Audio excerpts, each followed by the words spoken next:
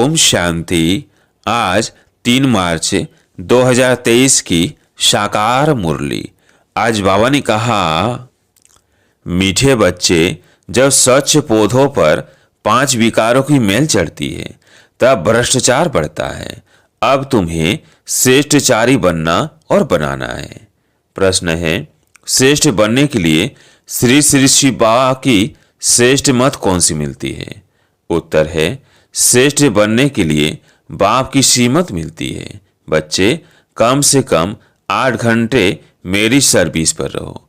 8 घंटा भल उस गवर्नमेंट की सर्विस करो, लेकिन 8 घंटा मुझे याद करो। वह सौदर्शन चक्र फिराओ, साथ साथ शंख ध्वनि करो। सबको कहो कि गृहस्थ व्यवहार में रहते कमल फूल समा रहकर बाप से बरसा लो। गीत है, किसने सब खेल रचाया। ओम शांति। मीठे मीठे बच्चों ने गीत सुना। बच्चे पहले बहुत ही सतियों के सुख भोगते थे, बहुत मस्त थे, खुशियां ही खुशियां थी। सिर्फ भारत ही था और कोई खंड नहीं था। भारतवासी यथा राजा रानी तथा प्रजा सब बहुत मजे में थे, खुशी में थे। कभी कोई भ्रष्टाचार नहीं होता था। सतयुग में देवी देवता श्रेष्ठचारी थे, जिन्हों की कितनी महिमा गाई जाती है। महिमा यथा राजा रानी तथा प्रजा सबकी होती है, फिर माया आकर चटकती है। यह भी ड्रामा बना बनाया है, जिसको अच्छी रीति समझना है। बाप के सिवाय कोई समझा ना सके। बाप ही भारत और विश्व को सदा सुखी शांतमय बनाए, सब कुछ करके फिर खुद छिप जाते हैं। यह किसकी महिमा है? परमपिता परमात्मा की। भारत में जब स्वर्ग था तो देवी देवताओं का राज्य था, शतो प्रधान था, दुख का नाम निशा नहीं था। फिर आधा कल्प बाद रावण राज्य हुआ। सतयुग के देवताओं के लिए गाया जाता है संपूर्ण निर्विकारी मर्यादा पुरुषोत्तम। वहां तो कभी भ्रष्टाचार हो नहीं सकता। वहां तो श्रेष्ठचारी थे। पौधे जो स्वच्छ थे, उन पर 5 विकारों की मेल चढ़ने से भ्रष्टाचार होते होते अब पूरा भ्रष्टाचार हो गया है। राजा रानी तथा प्रजा जो श्रेष्ठचारी थे, वह सब अभी भ्रष्टाचारी बन पड़े हैं। गाते भी है, मुझ निर्गुण हारे में कोई गुण नहीं, आप ही रहम करो ओ गॉड फादर। रहम मांगते हैं। देव देवताओं के आगे जाकर कहते हैं, हमको ऐसा बनाओ। ड्रामा को तो जानते नहीं, को फिर ऐसा कब बनेंगे? तो तुम श्रेष्ठचारी थे, भ्रष्टाचार का नाम नहीं था। इस समय सभी मनुष्य भ्रष्ट बन पड़े हैं, यथा राजा रानी तथा प्रजा। अब भ्रष्टाचारी से श्रेष्ठचारी कैसे बन सकते हैं, यह कोई नहीं जानते हैं। यह है ही पतित दुनिया, भ्रष्टाचार होना ही है। अब बाप कहते हैं, जो कुछ समझो वो फिर औरों को समझाओ। बाप की महिमा गाते हैं, अपने आप सब कुछ करके अपने आप छिपाया। निराकार भगवान को आना जरूर पड़ता है। शिव जयंती मनाते हैं। कैसे आते हैं अभी तुम बच्चे जानते हो। शिव है पतित पावन। उनको आना ही तब है जब सारी सृष्टि पतित बन जाती है। उसको आकर पावन बनाना है।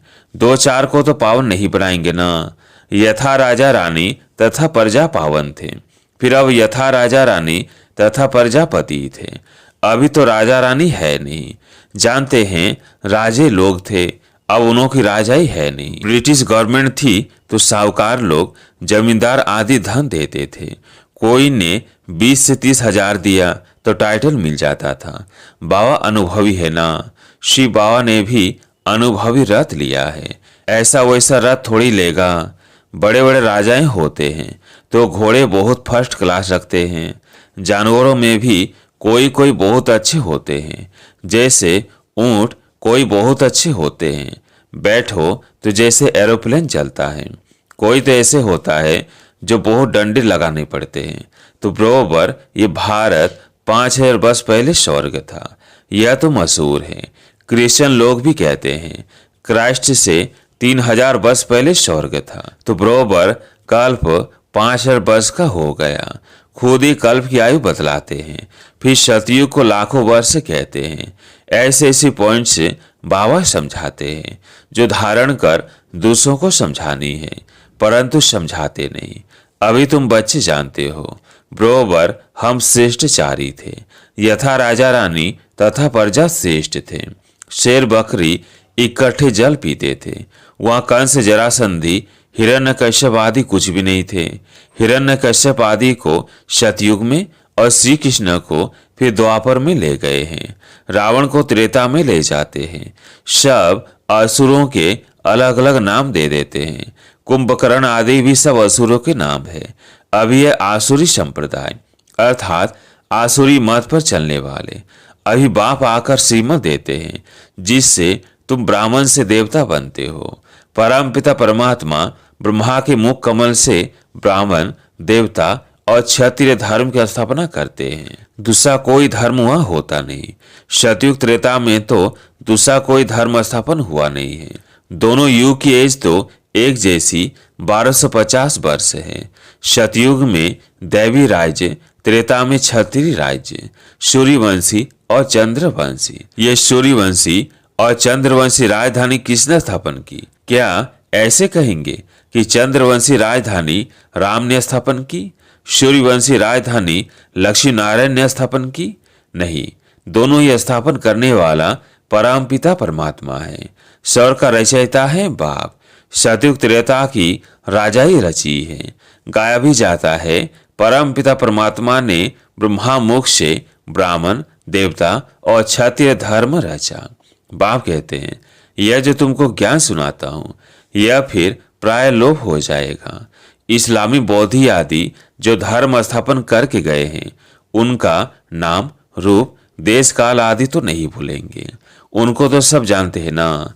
यह देवता धर्म मैं कैसे स्थापन करता हूँ, यह ज्ञान सब भूल जाएंगे। द्वापर में फिर कितने धर्म स्थापन हो जाते हैं। एक ही इस्लामी बौद्धी धर्म में ये सैकड़ों हो गए हैं। आपस में कितना लड़ते हैं, अभी तुम जानते हो। बाबा कैसे सब कुछ करके अपने आप को छिपा लेता है। स्वर्ग में जो देवी देवताएं थे, उनको फिर माया आकर चटकी, पूरे बैगुण बन गए हैं। गाते भी हैं, मुझ निर्गुण हारे में कोई गुण नहीं। तब तो गुणवान देवताओं की पूजा करते हैं। बड़े बड़े राजाओं के पास अंदर महलों में मंदिर रहते हैं, पूजा करते हैं। ऐसा कोई राजा नहीं होगा जिसके पास मंदिर ना हो। अब बच्चे जानते हैं, शिव बाबा की श्रीमत पर चलना है। कदम कदम पर श्रीमत लेनी है, तभी सो देवी देवता बनेंगे। परंतु श्रीमत पर भी चलते नहीं। बाबा कहते हैं, कोई बात में कुछ मूंझो तो चिट्ठी लिखकर पूछो। बाप को याद करो। माया ऐसी है जो स्वर्ग स्थापन करने वाले परमपिता परमात्मा को याद करने नहीं देती। बाबा जानते हैं तूफान बहुत आएंगे, परंतु चिट्ठी लिख पूछना चाहिए, इस हालत में क्या करे। बच्चे की शादी है, इस हालत में क्या करे। कोई मरा है, क्या करे। मत लेनी चाहिए। श्रेष्ठ बनना है तो श्रीमत पर चलना है। श्री कृष्ण की मत तो हो न सके। श्री कृष्ण पति दुनिया में कैसे आ सकता है। श्री कृष्ण की आत्मा खुद अंतिम जन्म में राजयोग सीख रही है। सिर्फ श्री कृष्ण की आत्मा है क्या? जो भी देवी देवता घराने वाले हैं, वो ब्राह्मण बने हैं। कदम कदम श्रीमत पर चलना है। बाप कहते हैं, जितना हो सके बाप को याद करते रहो। तुम्हारे पापों का बोझा बहुत है। भल कोई गवर्नमेंट सर्विस में है, 8 घंटे गवर्नमेंट की नौकरी है, बाकी जो समय है उसमें याद करो। कम से कम 8 घंटा तुम मेरी सर्विस करो। बाप को याद करो। सुदर्शन चक्र फिराओ, शंख ध्वनि करो। कौन सी? सबको कहो, गृहस्थ व्यवहार में रहते कमल फूल समा रह करके बाप से बरसा लो। बाप स्वर्ग रचते हैं तो स्वर्ग का वर्षा मिलना चाहिए। भारत ही स्वर्ग का मालिक बनता है, अभी तो नरक का मालिक है। नरक में दुखी होते हैं, तब बाप को याद करते हैं, परंतु जानते नहीं कि बाप क्या देगा। बाप के लिए कहते हैं सर्वव्यापी है, भीतर ठीक कर में है। बाप कहते हैं तुमने कितनी भूल की है, परंतु यह भी ड्रामा में नूंद है। अब उनसे बाहर निकलो। यह भक्ति आदि करते करते तुम तंग हो गए हो। अभी भक्ति भी व्यभिचारी हो गई है। मौत आकर सामने खड़ा है तो श्रीमत पर चलना चाहिए। परंतु बच्चे ऐसे बाप को भूल जाते हैं। माया रावण का राज्य कैसे चलता है, यह भी कोई जानते नहीं। रावण का बुत जलाते हैं, यह पीछे रिवाज निकला है। रावण को जलाते हैं, परंतु हर वर्ष रावण बड़ा होता जाता है। आगे 10 फुट का बनाते थे, फिर 15 फुट का बनाया, फिर 50 फुट, एकदम छत जितना लंबा बनाते हैं। बोध का भी बहुत बड़ा चित्र बनाते हैं। इतने बड़े मनुष्य तो होते नहीं, जास्ती में जास्ती मनुष्य 6 फुट होंगे। लक्ष्मी नारायण भी इतने ही होंगे। ऐसे नहीं वो आयु बड़ी होती तो बड़े बन जाते हैं, नहीं, मनुष्य मनुष्य ही है। जैसे अभी देखते हैं, भिन्न भिन्न वैरायटी है, कोई काले कोई कैसे। भारत में सुंदर भी थे, अभी श्याम बने हैं। सुंदर बनाने वाला है बाबा, वह है हसीन मुसाफिर।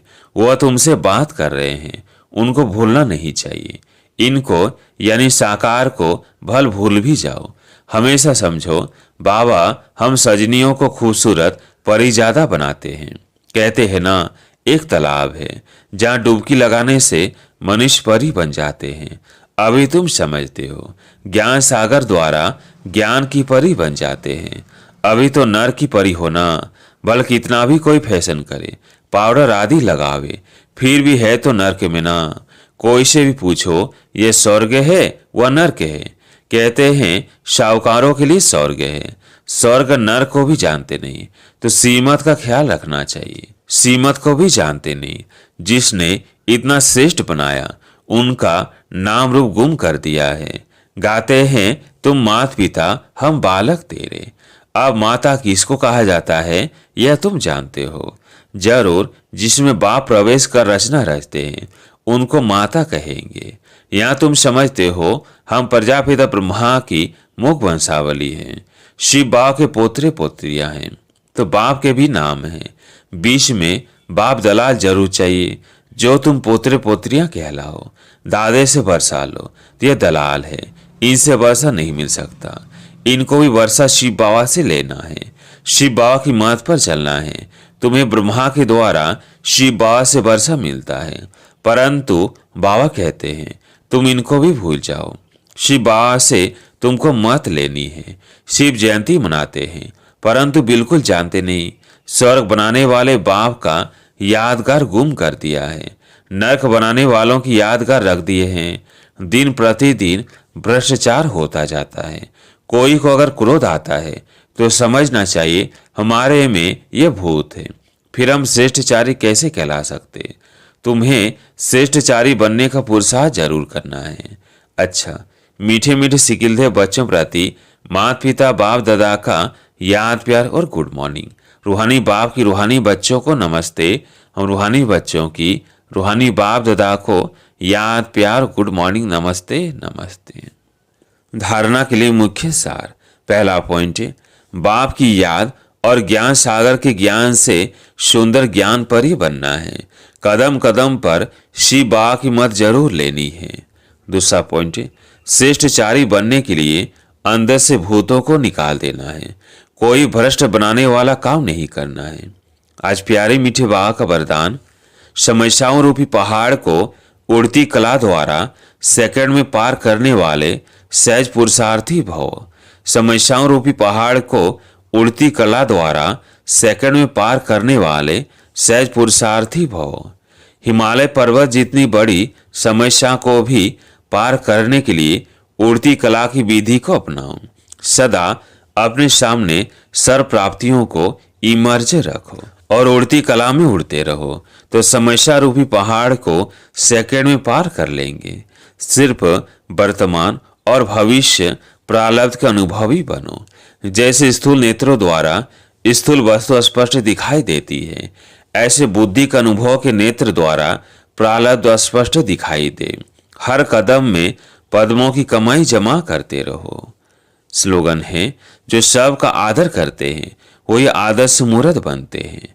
जो सबका आदर करते हैं वही आदर्श मूर्त बनते हैं। अच्छा, ओम शांति।